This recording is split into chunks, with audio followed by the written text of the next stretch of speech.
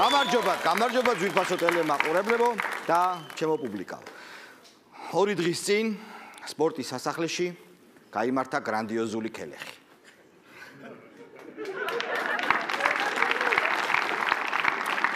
თამადამ მოიგონა ადამიანი, რომელიც იქ დამსწრეთ თვალებს დააკლდა და არა გულებს.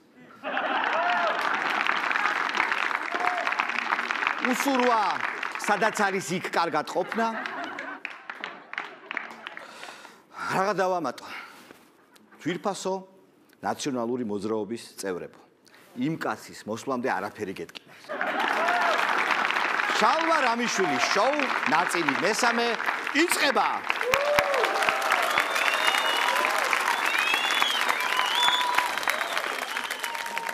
სპორტის სასახლეში გაისმა ასევე სხვადასხვა სახის დაპირებები. მაგალითად, 8 თეთრით გაზს გავაიაფებთო თქვენს ნაცმოძრაობის წევრებმა. 25 თეთრით ბენზინსო.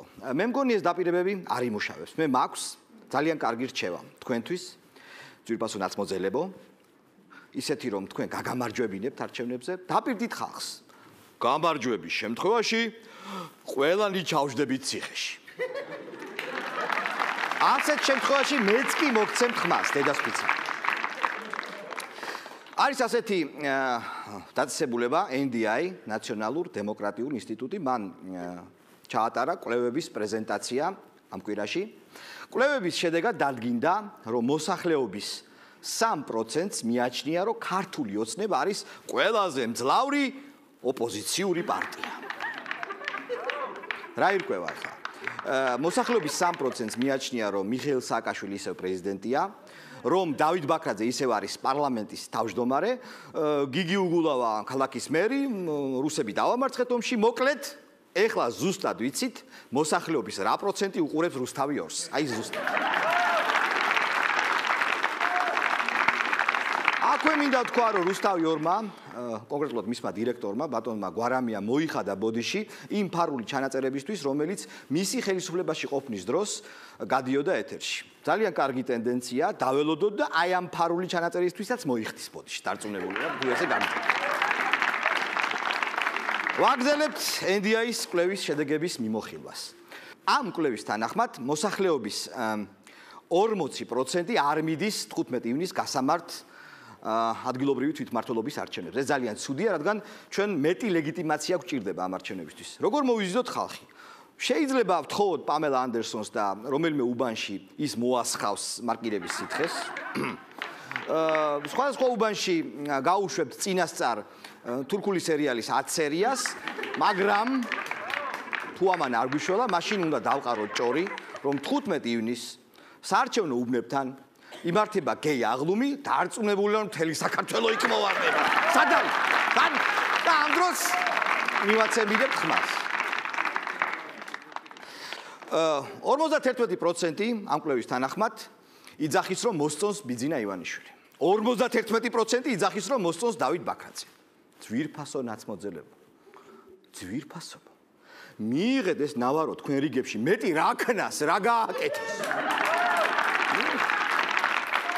კარგით, ვაგრძელებთ პოლიტიკურ თემას და მინდა ძვირფას აუდიტორიას აუხსნა, თუ როგორ შეიძლება მივიღოთ მოქალაქისგან პოლიტიკოსი. ჩვეულებრივი მოქალაქე, რას ვაკეთებთ? 3 მოძრაობით მას ვაქცევთ პოლიტიკოსად. პირველი, ვაცილებთ ნამუსს. შემდეგ ვაცილებთ პასუხისმგებლობის გზნობას და ბოლოს ძარცვავთ სამშობლოს სიყვარულისგან. როგორც ხედავთ, ერთ-ერთი უძველესი პროფესიის წარმომადგენელი პოლიტიკოსი. მიბძანეთ ბატონო, მიბძანეთ. ნუ ძირითადად მამაკაცურ აუდიტორიაზე არის გათვლილი, მაგრამ გავრცელდა ინფორმაცია, რომ 2016 წლიდან ჩვენ ევროკავშირში შევალთ უვიზოთ. ძალიან კარგი. მე მგონი ეს ინფორმაცია არა ქართველებისთვის არის, არამედ ევროპელებისთვის, რომ მოემზადონ კარგად ქართველების შევარდნისათვის. მოდით წარმოვიდგინოთ, როგორი იქნება ევროპა 2016 წელს. მაგალითად, თბილისი, რომელიც ევროპის ნაწილი იქნება უკვე ოფიციალურად, იქნება ასეთი. როგორც ხედავთ, კაციშვილი აქ არ არის, ყველანი გაიქცნენ ევროპის. ინგლისში Big Ben-ი, ლონდონის Big Ben-ი ასეთ სახეს მიიღებს. მულენ რუჟი, ცნობილი კაბარე, აი ასეც. ყველასათვის საყვარელი ეიფელის კოშკი ასე გარდაიქმნება.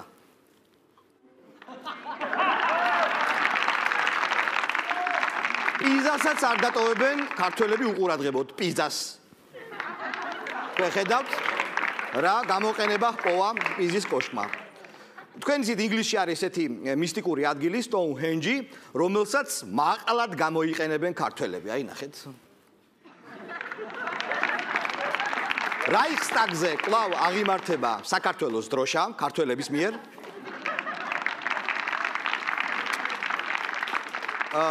დავითი, მიქელანჯელოს უკვდავი დავითი, ასე შეიმოსება. და ბოლოს ანტონიო ბანდერას კიდევ ერთხელ დაემართება აი ეს, აი.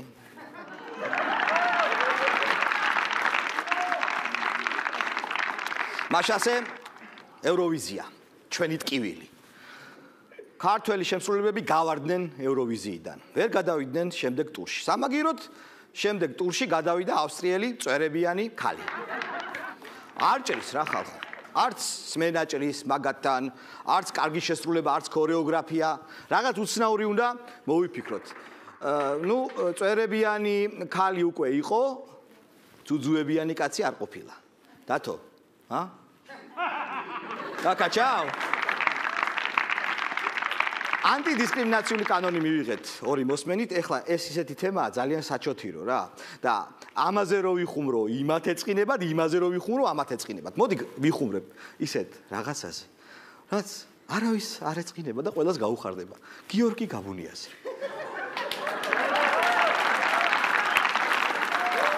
კანონი შეიცვალა კანონი და გადარქმეული სახელის ხელახლა გადარქმევა უკვე კანონით იგრძალება. მე კიდევ ერთხელ მინდოდა გიორგისთვის მომეხადა ბოდიში, მაგრამ კანონს ვერ დავარღვე, ასე რომ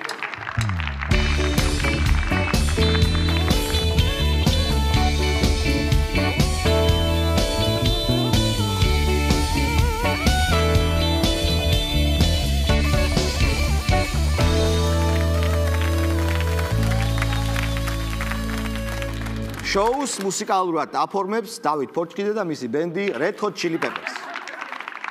წინა გადაცემაში მე სტუმრად ვყავდა ნაციონალური მოძრაობის წევრი და ეს გაიგეს ქართულ ოცნებაში და გადაწყვიტეს, რომ ბოიკოტი გამოეცხადებინათ ჩემი შოუსთვის. გეგონოს, ბოიკოტი.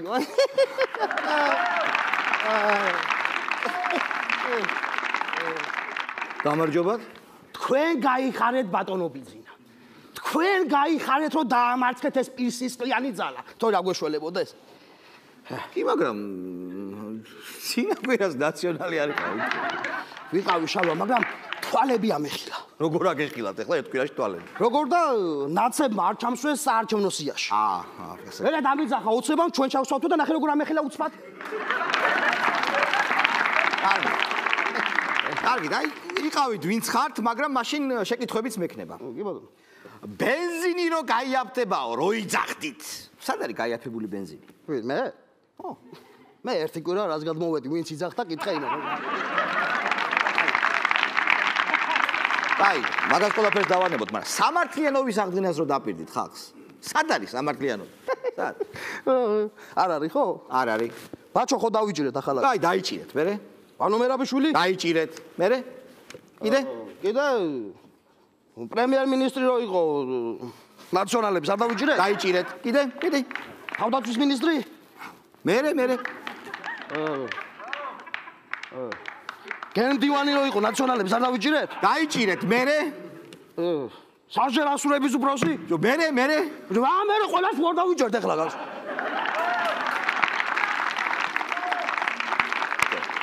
ყველა და რუსთავი 2-ის დირექტორს რატო უსმენთ?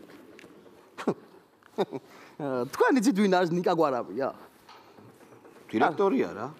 ნიკა გვარამიას რა სად როდიში აქ ორი ბროლის ბუ აღებული. მაგნარი ჭკვიან კაც უნდა მოусმინოთ, უნდა მოусმინო. აი, ხადური რო დადის რესტორნებში ეგ რა არის? მოიძალა შენ სასჭამს? კი, ბიუჯეტისაც ჭამს, ბიუჯეტის, კი? დარტყა? კი. მიპასუხეთ, აი რა არის? არ გითხარ რა იყოთ რაღაც ორი შამპური მწვადი შეჭამა, რაღაც 40 ხინკალი, ერთი ბატკანი, ნუ გადააყოლებთ ეხა ბოლოს და ბოლოს ეს კაცი ქართულ სამზარეულოს უკეთებს პოპულარიზაციას. აბა ის იყო კარგი სააკაშვილი ცხაწელი იმას უჭამდა, რა ქვია, სუში, ბლომაჟე და ჰალსტუხი. ეგ იყო კარგი? თბილისის მერობაზე ნარმანია, რატო წარადგინეთ? ნარმანია არა თბილისზე. აი ეს რა პონტია? აგაში გეთანხმები. აი, ხო ხედავ. მე შევთავაზე საკუთარი კანდიდატურა. მერე? საკუთარი კანდიდატურა, იმიტომ რომ რა არის იცი? მერობის კანდიდატი უნდა იყოს თბილისელი. აი ეს თბილისური მიხრა-მოხრა უნდა ქონდეს დამაკურდი. დამაკურდი. ჩადა.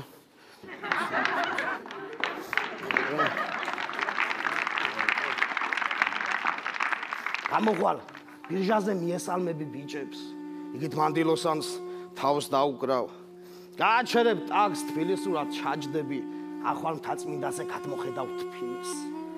ჩამოხვალ იქედან ბარათაშვილის საფლავზე ქეთს მოიხრი. გამოხვალ დაინახავ შენი ბავშვობის მეგობარს, ვისთან ერთადაც იზრდებოდი და შეესახე. მუგოგოძიე!